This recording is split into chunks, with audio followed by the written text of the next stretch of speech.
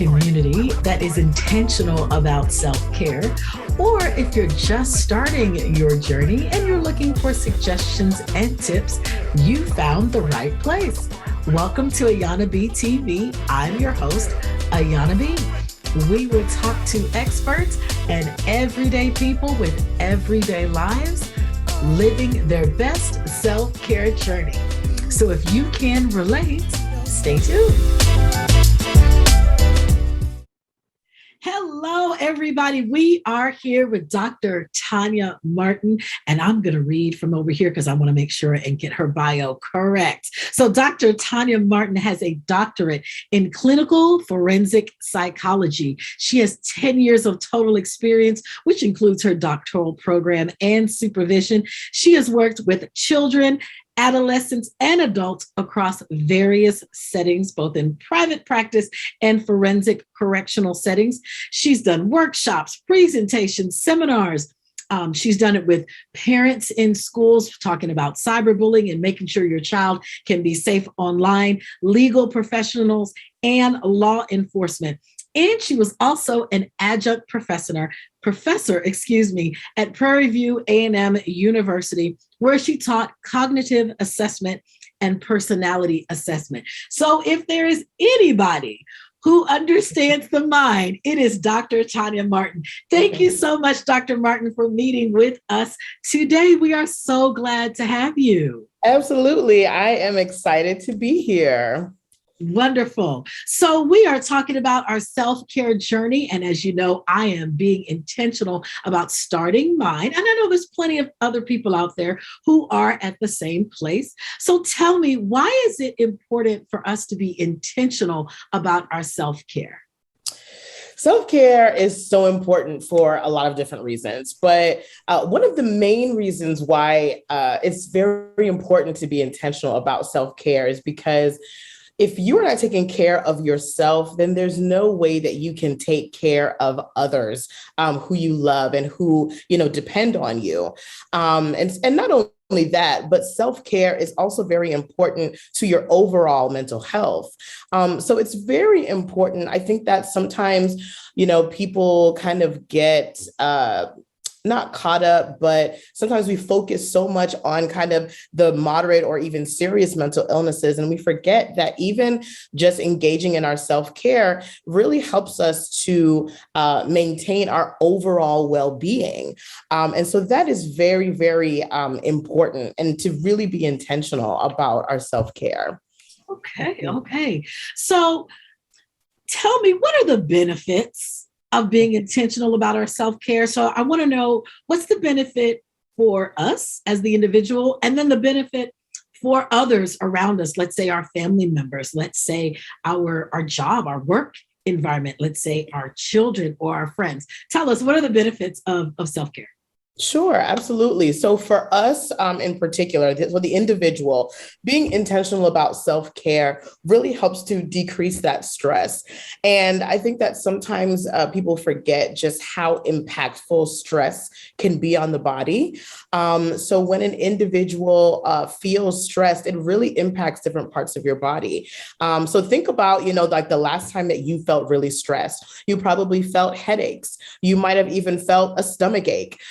So stress really can affect us, impact us physically as well. So being intentional about your self-care can not only help your mental health, but also your physical health.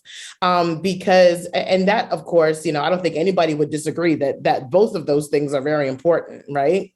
Absolutely. So that's definitely one way that being intentional about our self-care can definitely benefit the individual. In terms of benefiting other people, so like I was saying before, when we take care of ourselves, that means that we're better able to take care of other people who depend on us.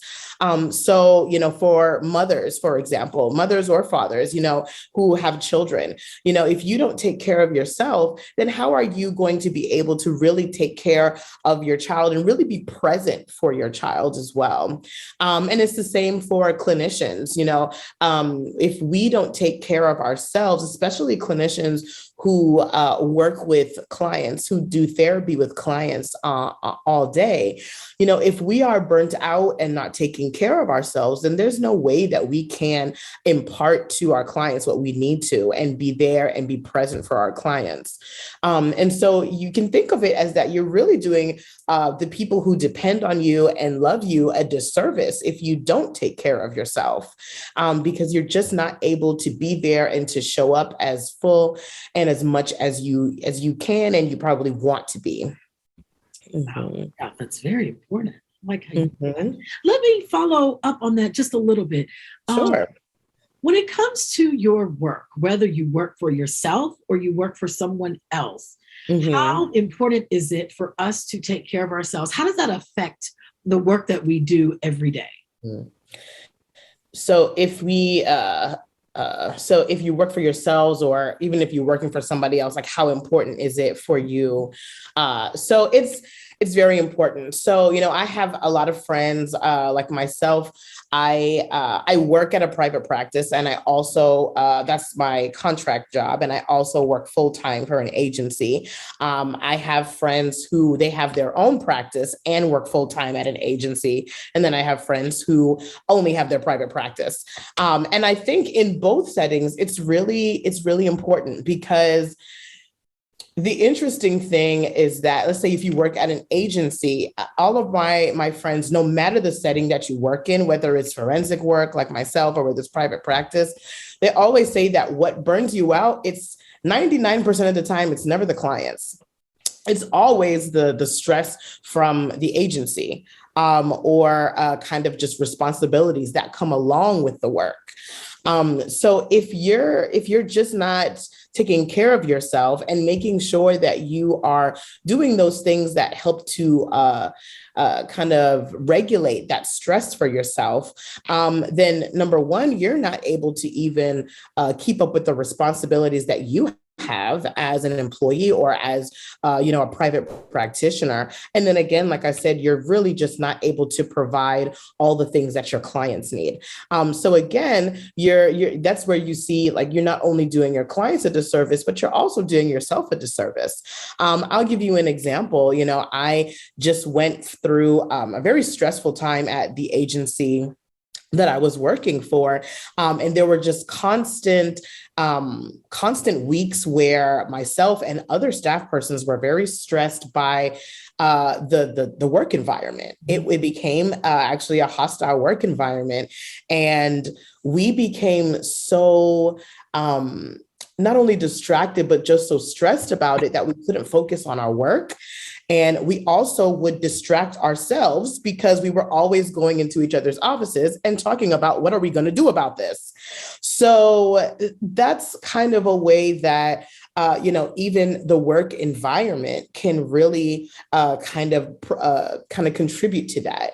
And again, if you're not taking the necessary precautions or the necessary measures to really, engage in your self-care, then that, whatever it is, the work hostility or the stresses of the job can really consume you if you're not careful. And so it's really important that you are aware of those signs when you feel like you're getting burnt out at work. And that can be anything from, like for myself as a clinician, if I just really don't feel like seeing a client, and it's not just like, oh man, I'm tired, I don't really feel like seeing this client today. It's like, no, I don't want to see this client today, tomorrow, ever. And that for me as a clinician, I never feel that way. So if I know that if I'm starting to feel that way, I know that I'm getting to that point where I'm getting burnt out. And so knowing those limits for yourself are very, very important. And so it's very important to kind of know those limits. Mm-hmm. Thank you so much for that. That makes it a lot clearer. Oh no, you're frozen.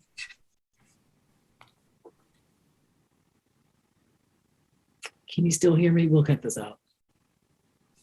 Oh no, you can't hear me? I can't. You froze for a little bit. You froze for a second too. Okay. Yeah. That connection is unstable. Oh no. The devil is a liar. Oh no. That's what we're not gonna do. Okay. All right. Absolutely not. Okay, wonderful answer. Okay, great. Let's what is the okay, this is an example. Okay.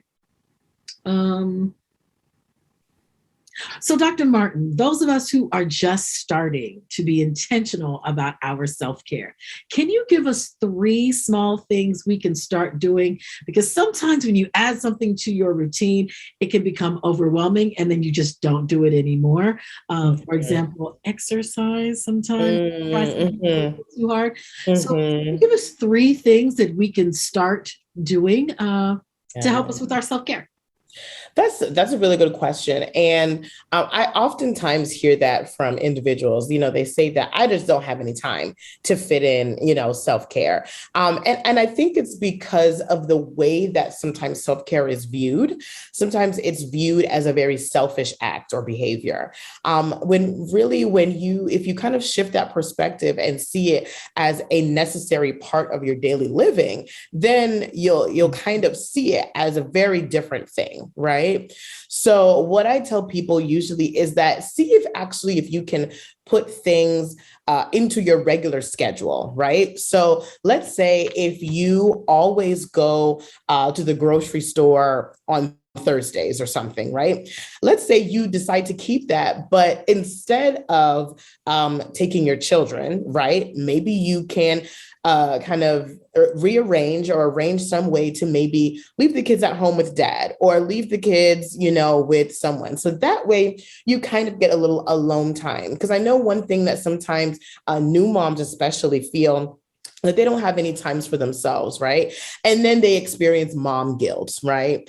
So in this way, you're still kind of doing your responsibilities and caring for your family because you're grocery shopping and providing for them, but you still also get that personal time for yourself, right? I mean, I know I've talked to like my coworkers and things who say that when they go to the grocery store and they're by themselves, they are so happy because they're at peace. There's no 5-year-old tugging at their pant leg or running in front of the cart. So, it could be something as small as that. So that's one thing I would say, like, see if you can find something that's already in your schedule, but just maybe tweak it a bit. And so you're still it's something that you would be doing anyway, right? But you just kind of tweak how you're doing it. And then number two, I would say find something that is completely relaxing to you. And it doesn't have to be, a 5-hour bubble bath. It doesn't have to be anything like that. It can be as simple as maybe again, taking your children, if you have children, maybe just taking a simple walk around the neighborhood, right? Mm-hmm. And then, you're not only getting a little bit of exercise, but you're also getting some peace, some time to reflect, because you're right about the exercise. I think why it's so easy for people to fall off is because, they do something, they start working out and they, start working out at a pace or at a severity that's just not sustainable for them, so they get a gym membership and they're going to Planet Fitness and they're going every day and they know full well that they hate working out, but they started this particular journey. So of course they're going to fall off after like maybe 4 weeks.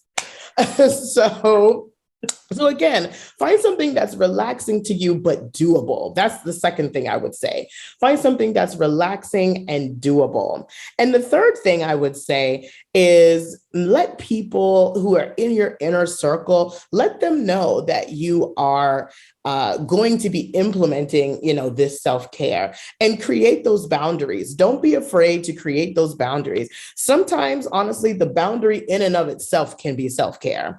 I know that for me, I love a good boundary.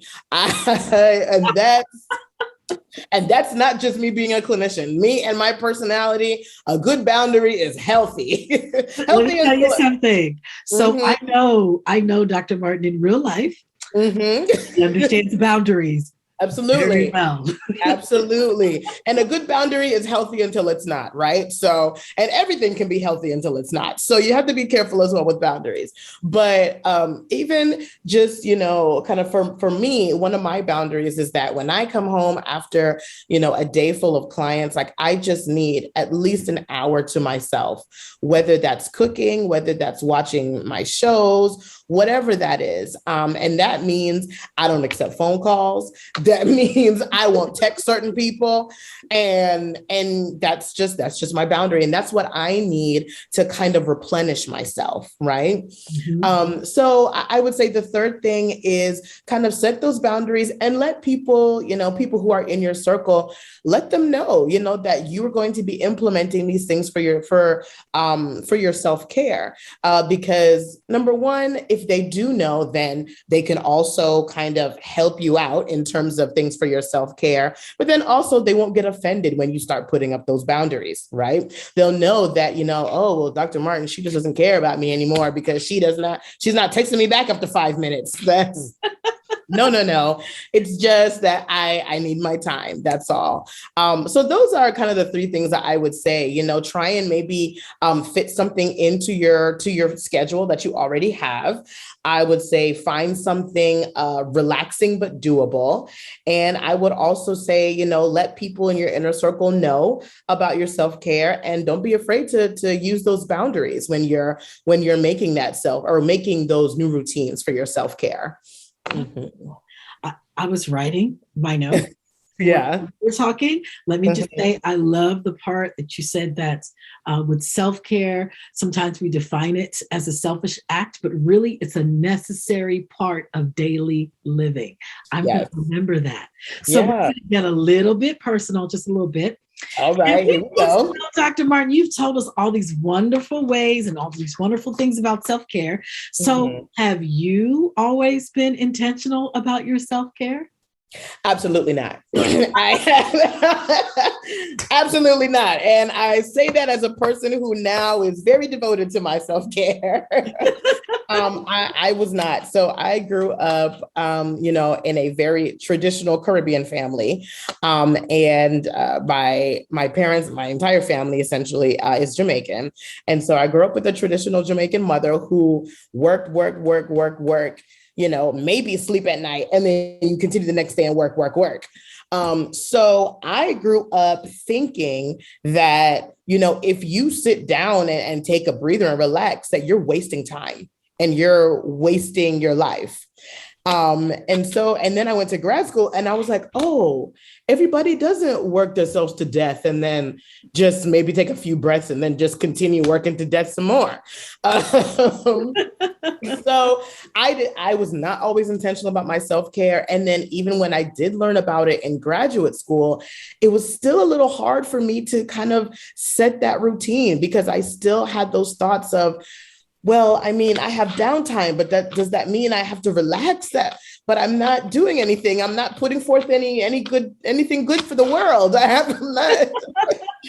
So it was difficult. It was difficult for me for a little bit. And actually in my grad school program, we had a class. I can't remember the name of the class now, but you can almost kind of think about it as akin to like homeroom in like middle school, high school. And I remember for the first few weeks of that first year in graduate school, it was just all about self-care. And in my mind, I was like, why the heck are we talking about this? I was like, am I spending my hard-earned dollars on self-care, on sleeping and like taking bubble baths?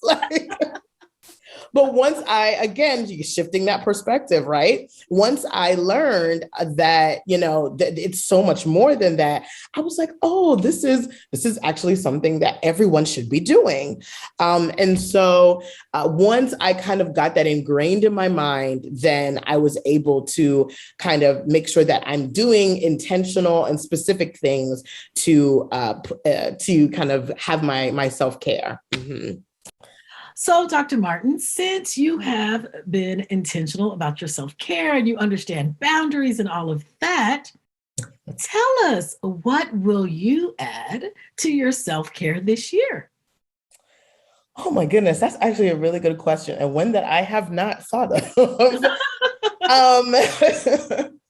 Well, I guess I can say one. I guess this is kind of cheating because it's an activity that I already do, but I want to do more of it. So I want to be more intentional about my journaling.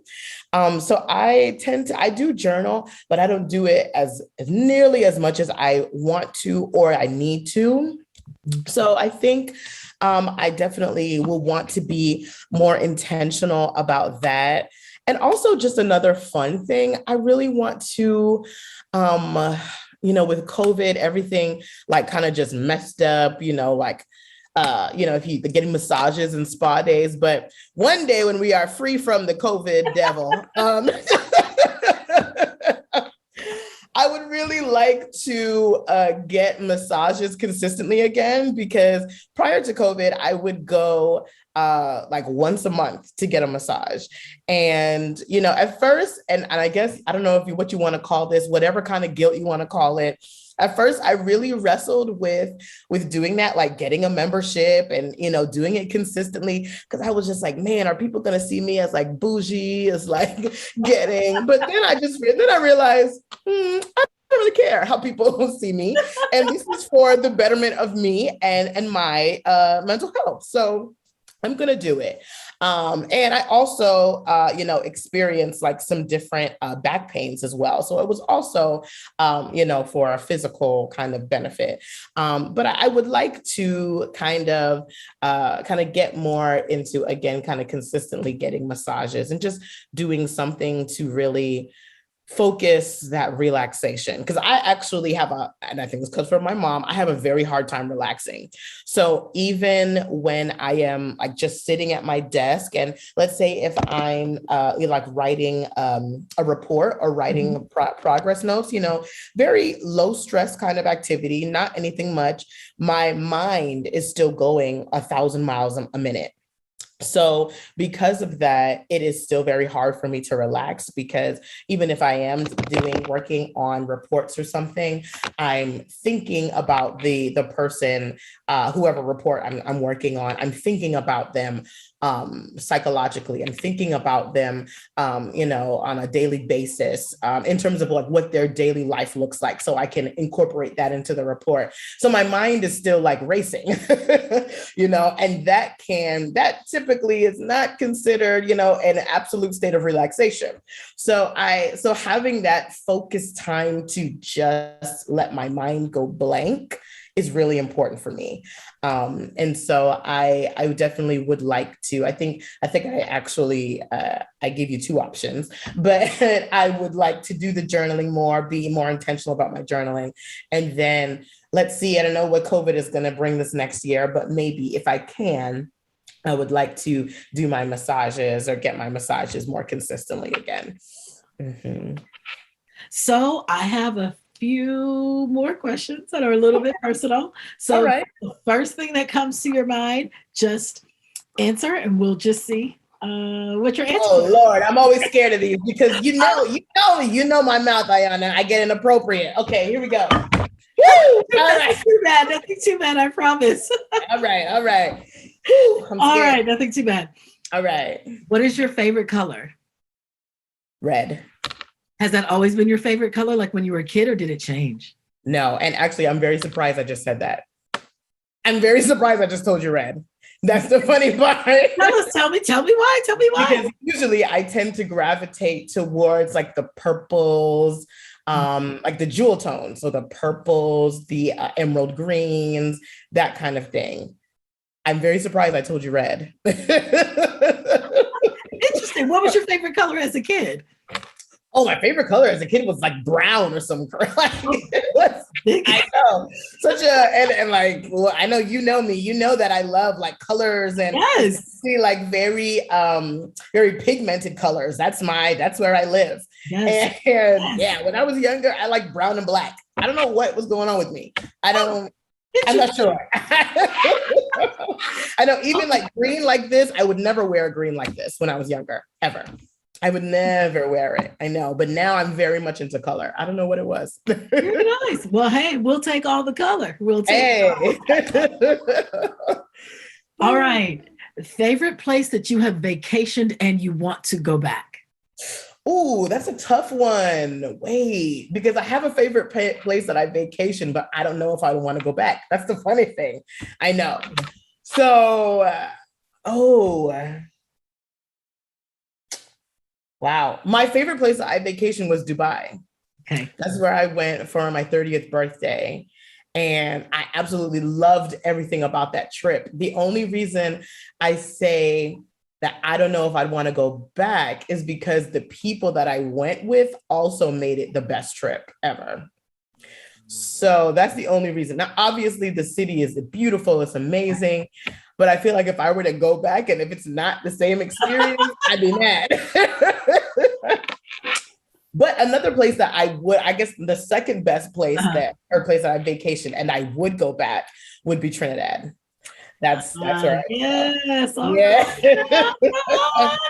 That absolutely. And then I would also jump over to Tobago because I didn't get to go last time. So okay. Well, make sure you take me with you. Absolutely. That's a requirement. Okay. All right. So your favorite comfort meal that's not healthy? Whoo, okay. All right. Well, that's my favorite comfort meal that's not healthy. Honestly, anything with cheese in it. That's just a requirement whenever I want something like comfort food, literally anything with cheese. Actually, I remember, I'll give you kind of a personal story here.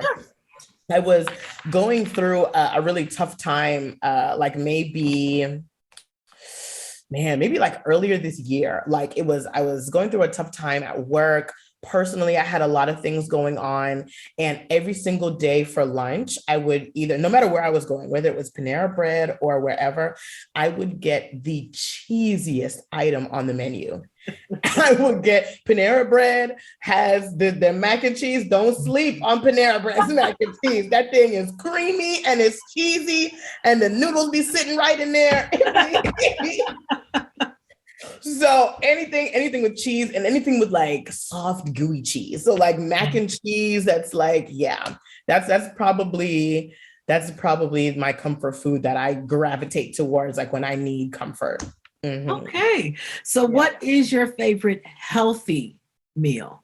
Because we're talking about self-care here. Got to make sure. I love a good healthy meal. My favorite healthy meal, honestly, is any big hearty salad. And what I mean by that is like not just like the little like play romaine here and there and like we're not talking about that. I mean like kale, spinach, red onions, like just a very hearty salad that like when you look at it, you're just like, oh yeah, it's health time. Like that's, you know what I mean? Yes. And I mean, it's simple, to say a salad, but I feel like people sometimes underestimate salads. Like when you really get like, the really healthy ingredients in there, you finish that thing up, it's great after a workout.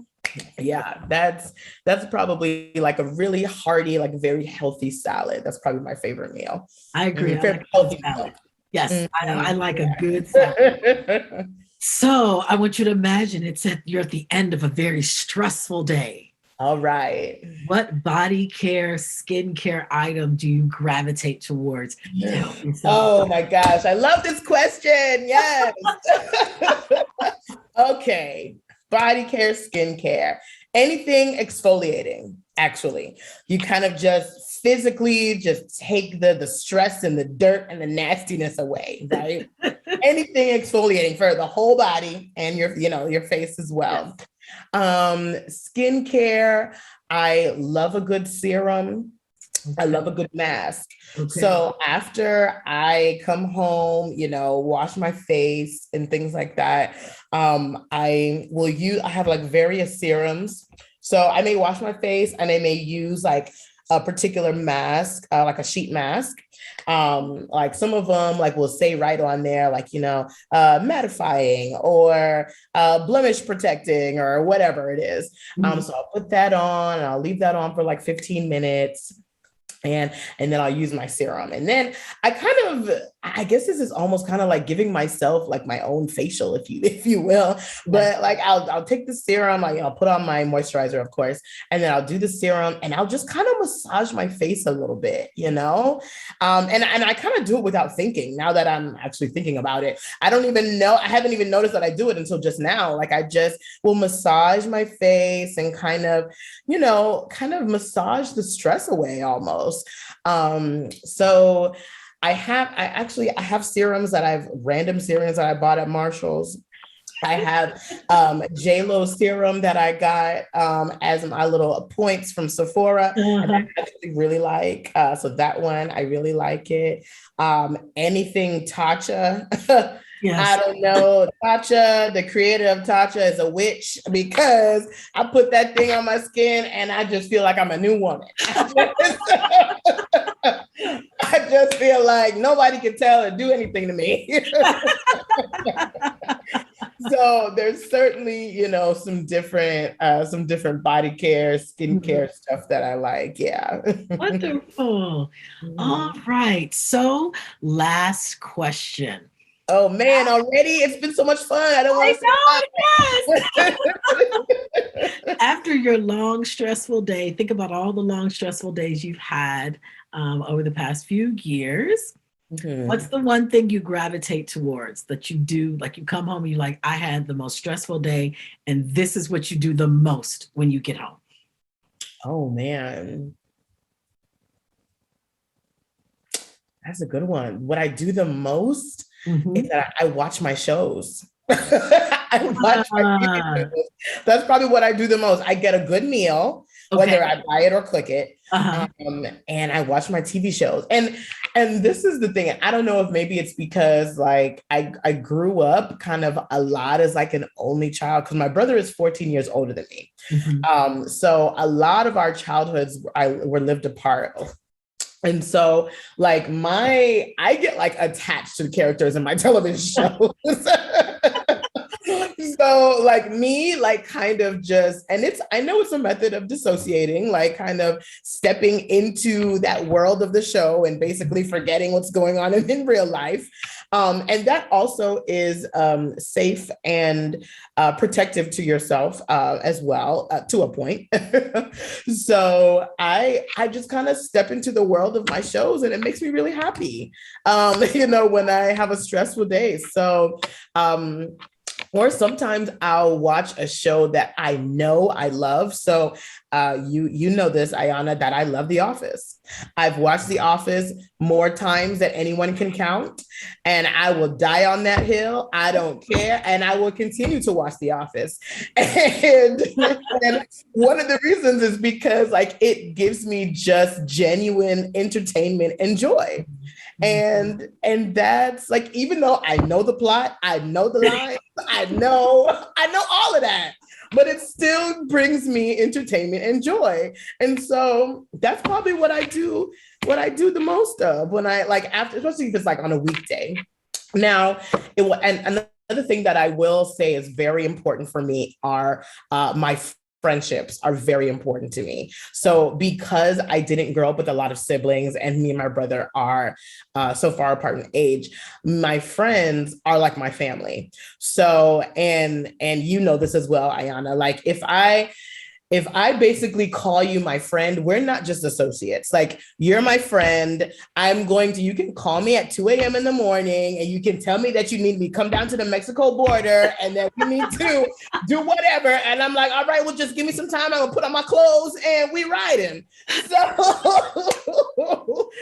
So I get enjoyment from spending quality time with my friends. That is also very important for me in terms of, and that's also one version of self-care for me. So, even, when I go and I spend like 6 hours at a restaurant with my friends, that's my self-care. That's my time to really just be 100% who I am with my friends. And that's very important to me because unfortunately, as a Black woman in a professional space, I can't be 100% who I am at work. I just can't. And it's very draining and very exhausting. And so being able to have that space where I can just be myself, no judgments, no nothing. I mean, I'm going to do that all day. All day, if my friends will let me, I'll follow y'all home if y'all let me. Like yeah. So yeah, I mean, those two things are probably what I do the most of when I experience a lot of stress. I will watch my TV shows and I will spend quality time with my friends. Yeah. All right. Wow, this has been amazing. Yeah. Thank you so much, Dr. Martin, for Absolutely. being here with us, explaining self-care, how important it is, and also sharing part of yourself with us, how you are intentional about your self-care, how it started, and how it's going. We look forward, Dr. Martin, to talking to you later this year. Maybe a little Yes. update halfway through the year. And we thank you again so much for being with us today. Yes, I was so excited to be here. It was really great talking to you. And I hope that, viewers learned a little something about self-care. And I hope they keep on coming back to watch your shows, because I think you will have some amazing content going forward. Thank you so much. All right, guys. See you next time. Bye.